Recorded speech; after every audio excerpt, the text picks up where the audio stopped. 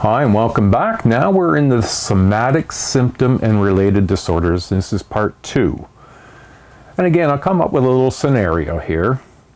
Casey is a 30-year-old man who was very afraid he might die of cancer, as his mom had several years ago.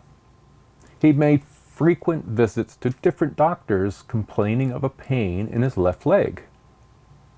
He began checking for lumps in his leg several times a day and reading about cancer on the internet, and he went to the emergency room complaining of pain in the leg, thinking that this was a sure sign of a tumor and it was growing. After conducting several tests, the doctors found nothing wrong with his leg and reported that he was in excellent physical condition. After a year without a diagnosis, Casey found that he was experiencing chest pains in addition to the pains in his left leg. He went to the emergency room 3 times, certain he was dying of a vicious cancer that had now spread to his lungs. Each time the doctors assured him that his pains might be real, but they could not find any physical cause. Casey decided the doctors were simply not competent enough to find the disease, and he became increasingly frustrated and began to stay at home as much as he could to learn about his perceived condition and to chat with other cancer patients on Facebook and MSN. His relationship with his family and friends had become strained, and he's becoming increasingly socially isolated. In somatic symptom disorders, there are physical complaints that cannot be accounted for by organic causes. Thus, the symptoms are theorized to reflect psychological rather than organic factors. Overly preoccupied with their health or body appearance, no identifiable medical condition causing the physical complaints. To help you maybe get this, the word somatic, it's derived from the Greek word soma, meaning body. Thus, these disorders are related to symptoms of one's body with no organic explanation for the symptoms. Examples that we will look at include conversion disorder, illness anxiety disorder, semantic symptom disorder, and factitious disorder. And we're going to start with conversion disorder. It was also known as functional neurological symptom disorder.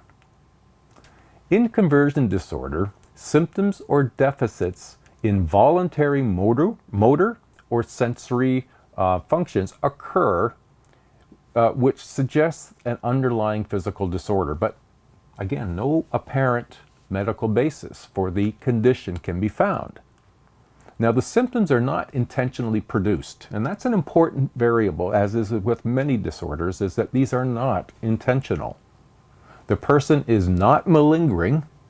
The physical symptoms usually come on suddenly in stressful situations, and these symptoms can include patterns of paralysis, epilepsy or seizures, problems in coordination, blindness, loss of hearing or smell, or loss of feeling of a limb.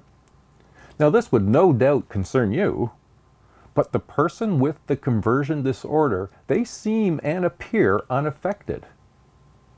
This is known as la belle indifférence, the beautiful indifference. You have something like you can't see. That would cause you some problem if you had been seeing all along and then all of a sudden you couldn't see anything. But to them, it doesn't seem to bother them. Illness anxiety disorder, on the other hand, is a preoccupation with the fear of having or the belief that one has some serious medical illness, but no medical bias or basis for the complaints can be found, and the fears of illness persist despite medical reassurances. Now, there's more than one type. One type is the care avoidance subtype. It applies to people who postpone or avoid medical visits or lab tests because of high levels of anxiety about what might be discovered. The second subtype is called care-seeking subtype, and it describes people who go doctor shopping in the hope of finding the one medical professional who might confirm their worst fears. Now, in some of these disorders, under somatic and conversion disorder,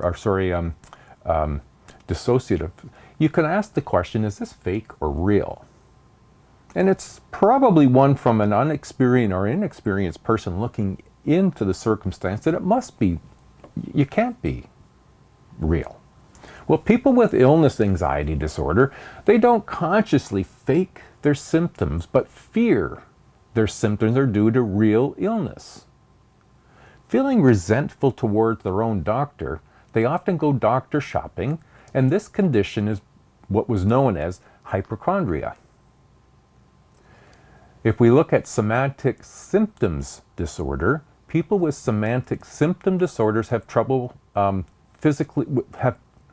troubling physical symptoms, and they are excessively concerned about their symptoms to the extent that it affects their thoughts, feelings, behaviors in everyday life. The symptoms may include such complaints as gastric or stomach distress, and various aches and pains around their bodies. Somatic system disorder usually begins in adolescence or in a young adulthood and appears to be a lifelong disorder involving major disability. The next one we'll look at is what's known as factitious disorder.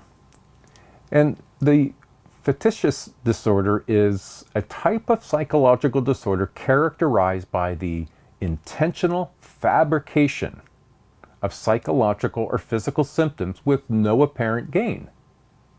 Now, there's two subtypes of this as well.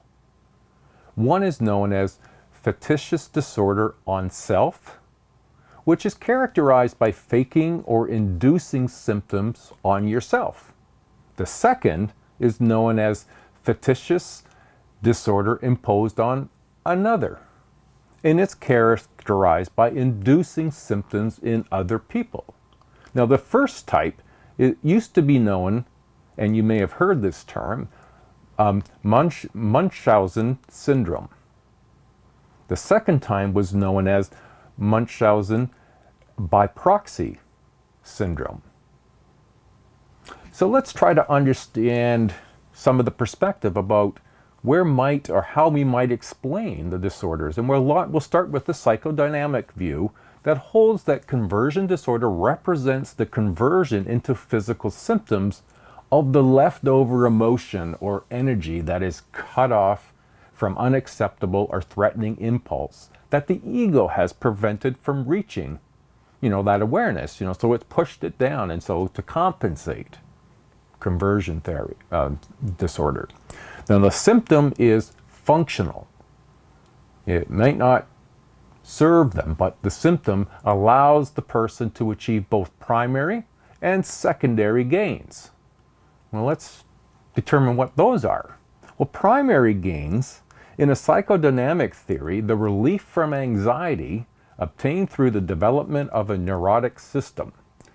Now, alternatively, the secondary gains are the side benefits associated with the neuroses or other disorders, such as expressions of sympathy and increased attention that come from other people, and the release from ordinary responsibilities. You don't have to do this. If you're feeling that bad, you go lie down.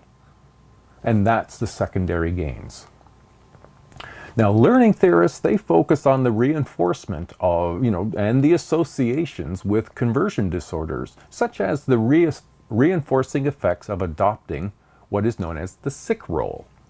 Now, in sociology, they use the term sick role to say that if one is sick, one should accept the sick role, which means you be appropriately sick. If you can't go to school, you don't go to school, but then you don't go to the movies too. So sick role is you be sick. You stay home, you look after yourself, you eat correctly, you sleep, you rest, you get better. Now, the learning theory view likens illness anxiety disorder to an obsessive compulsive behavior.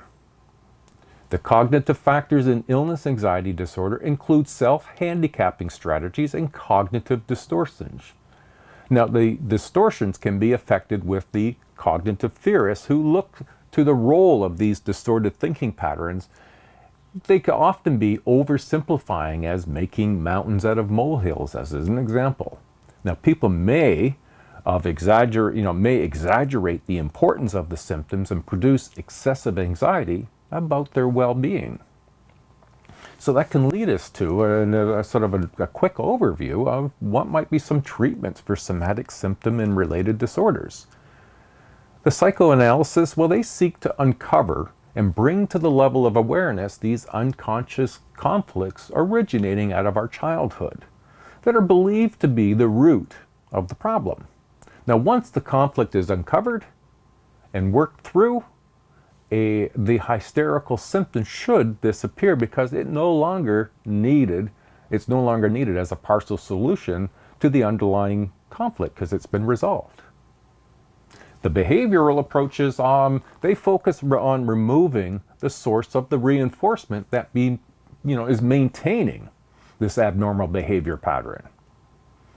Behavior therapists may also work more directly to help people with somatic symptoms and related disorders learn to handle stressful or anxiety-arousing situations much more effectively, thus avoiding the need to produce somatic symptoms. Now, biologically, antidepressants, especially the SSRIs like Prozac and Paxil, are having limited success. But like in a lot of these treatments, it'll be a combination of using some medication and some other form of talk, thinking, behavioral together will make the best outcomes. All right, there's the end of dissociative disorders and somatic